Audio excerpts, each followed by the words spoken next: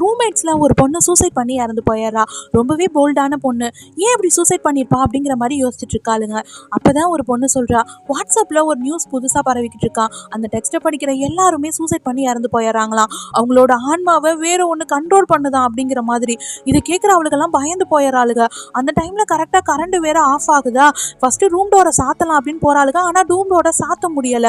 பார்த்தா இறந்து போனதா சொன்ன இந்த பொண்ணு வந்து கண்ணு முன்னாடி நிக்கிறா. அவ்வளவுதான், இந்த பொண்ணுங்களாம் அப்படின்னு நடுங்கி போய் நிக்கிறாளுங்க. ஆனா இவ மெல்ல மெல்ல பக்கத்துல வந்து, ஏன் என்னை பார்த்து இப்படி பயப்படுறீங்க அப்படிங்கிற மாதிரி நார்மலா பேசுறா. இந்த பொண்ணுங்க, என்ன நீ சூசைட் பண்ணிட்டதா சொன்னாங்க அப்படிங்கிற மாதிரி பேசுறாங்களா. இவ ஃபியூனரல் போட்டோவை பார்த்து யார் இப்படி பண்ணது அப்படின்னு சொல்லி ரொம்பவே கோபப்பட ஆரம்பிச்சிடுறா. அதுல ஒரு பொண்ணு மெல்ல மெல்ல நடந்து போய் அவளோட கண்ணத்தை டச் பண்ணிட்டு, இவ வாமா தான் இருக்கா அப்படிங்கிற மாதிரி சொல்றாளா. இவளும் ஃபியூனரல் போட்டோவை போட்டு உடைச்சிட்டு, நீங்க என்ன பண்ணிக்கிட்டு இருக்கீங்க அப்படிங்கிற மாதிரி கேட்கறா. இல்ல நீ சூசைட் பண்ணிட்டதா எல்லாரும் சொன்னாங்க அப்படிங்கவும், அது என் பாய் ஃப்ரெண்ட் பண்ண விஷயம் அப்படிங்கிற மாதிரி சொல்லிட்டு, நான் தூங்க போறேன் அப்படின்னு அங்கிருந்து போயிடுறா. ஆனா இந்த பொண்ணுங்களுக்கு தான் ஒண்ணுமே புரியல. என்னமோ நம்மளை சுத்தி நடக்குதுன்னு சொல்லிட்டு இவளுங்களும் காமா போயிட்டு பெட்ல படுக்க போயிடறாளுங்க.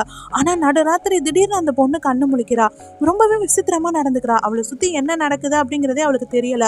ஆனா என்னோட ஃபேஸ் எங்கேயோ காணா போச்சு, அது எனக்கு வேணும், அது எனக்கு வேணும்னு சொல்லிட்டு ரூம்மேட்ஸ் ஒவ்வொரு பொண்ணா போய் அவளோட ஃபேஸ் இதுதானா அப்படிங்கிற மாதிரி தேடிக்கிட்டே இருக்கா.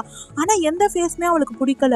திடீர்னு ஒரு பொண்ணோட ஃபேஸ் ரொம்பவே அழகா இருக்கவும் கத்தி எடுத்து அந்த பொண்ணை குத்தலான்னு போயிடுறா. அவ கண்ணு முழிச்சு அலறி கத்த ஆரம்பிச்சிடறா.